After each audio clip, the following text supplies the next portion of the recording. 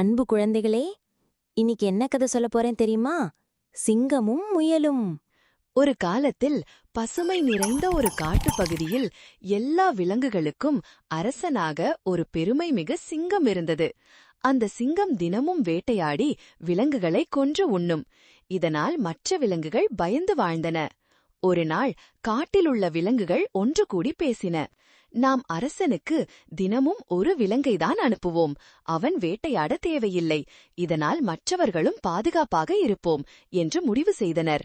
சிங்கமும் ஒப்புக்கொண்டது. தினமும் ஒரு விலங்கு சிங்கத்திடம் சென்றது. ஒரு நாள் முயலின் பங்கு வந்தது. முயல் மிக சிறியது.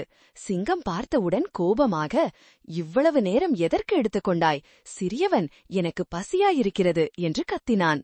முயல் அமைதியாகச் சொன்னது, "அரசே, நாங்கள் 5 முயல்கள் வந்தோம்.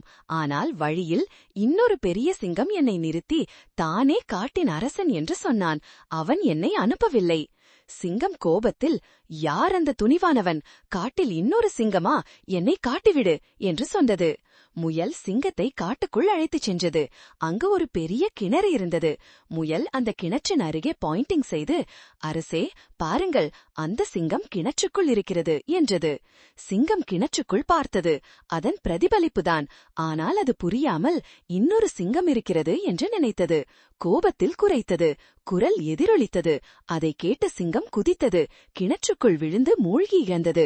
முயல் மகிழ்ச்சியுடன் திரும்பி எல்லா விலங்குகளிடமும் சொன்னது, "அறிவு பலத்தை வெல்லும்."